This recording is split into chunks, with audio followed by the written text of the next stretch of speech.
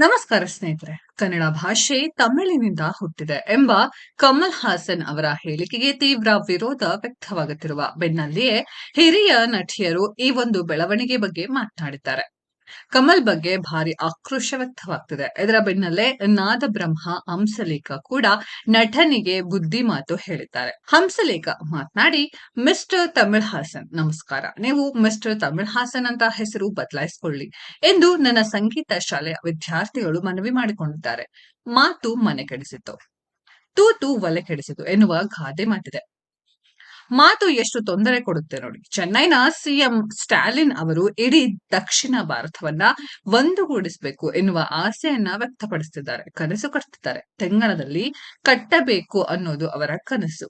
ಅವರ ಕನಸಿಗೆ ನಿಮ್ಮ ಮಾತು ಸಹಾಯ ಮಾಡಬೇಕು. ನೀವು ಆ ಪಕ್ಷದ ಮಿತ್ರ ಪಕ್ಷ, ನೀವು ಒಳ್ಳೆಯ ಮಾತು ಆಡ್ಬೇಕು ಎಂದರು. ನಾವು ಕನ್ನಡಿಗರು ಭಾಷಾ ಪ್ರಿಯರು. ಭಾಷಾಂಧತೆ ನಮಗೆ ಇಲ್ಲ. ನಮ್ಮ ಕನ್ನಡ ದೇಶದ ಸಾಂಸ್ಕೃತಿಕ ರಾಯಭಾರಿ ಬಸವಣ್ಣ ನಮಗೆ ಕೊಟ್ಟಿದ್ದು ವಚನಗಳು. ನಾವು ವಚನಗಳಿಗೆ ಯಜಮಾನರು. ವಚನಗಳು ಎಂದರೆ ಮಾತು ಸ್ವಾಮಿ.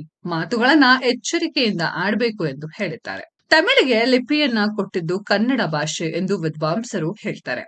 ಅದರ ಬಗ್ಗೆ ಸ್ವಲ್ಪ ವಿಚಾರಿಸಿ ನೋಡಿ.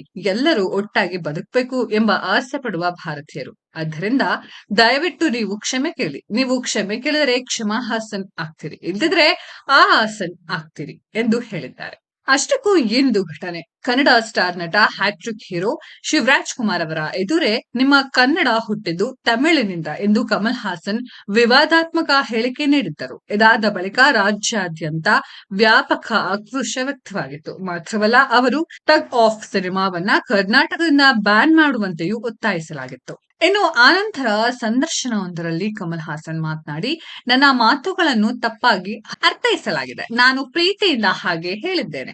ಯಾರನ್ನು ನೋಯಿಸುವ ಉದ್ದೇಶ ಇರಲಿಲ್ಲ ಮತ್ತು ತಮ್ಮ ಮಾತಿಗೆ ತಾವು ಬದ್ಧರಾಗಿರುವುದಾಗಿಯೂ ಸ್ಪಷ್ಟಪಡಿಸುತ್ತಾರೆ. ಬಹಳಷ್ಟು ಇತಿಹಾಸಕಾರರು ನನಗೆ ಭಾಷೆ ಮತ್ತು ಭಾಷೆಯ ಇತಿಹಾಸ ತಿಳಿಸಿರುವಂತೆ ನಾನು ಮಾತನಾಡಿದ್ದೇನೆ ಎಂದು ತೇಪೆ ಹಚ್ಚುವ ಕೆಲಸ ಮಾಡಿದ್ದಾರೆ. ಮುಂದುವರೆದು ಮಾತನಾಡಿದ ಅವರು, ನಾನು ಪ್ರೀತಿಯಿಂದ ಹೇಳಿದ್ದಕ್ಕೆ ಕ್ಷಮೆಯಾಚಿಸುವುದಿಲ್ಲ ಎಂದು ಕಮಲ್ ಹಾಸನ್ ಕ್ಷಮೆಯಾಚಿಸಲು ನಿರಾಕರಿಸಿದರು. ರಾಜಕಾರಣಿಗಳು ಭಾಷಾ ಸಮಸ್ಯೆಗಳ ಬಗ್ಗೆ ಮಾತನಾಡಲು ಅರ್ಹರಲ್ಲ, ಅದರಲ್ಲಿ ನಾನು ಕೂಡ ಸೇರಿದ್ದೇನೆ ಎಂದು ಪ್ರತಿಕ್ರಿಯೆ ನೀಡಿದರು. ಸ್ನೇಹಿತರೆ, ಕಮಲ್ ಹಾಸನ್ ಅವರ ಈ ಒಂದು ಹೇಳಿಕೆ ಬಗ್ಗೆ ನಿಮ್ಗೇನ್ ಅನ್ಸುತ್ತೆ ಅನ್ನೋದನ್ನ ಕಾಮೆಂಟ್ ಬಾಕ್ಸ್ ಅಲ್ಲಿ ಕಮೆಂಟ್ ಮಾಡಿ.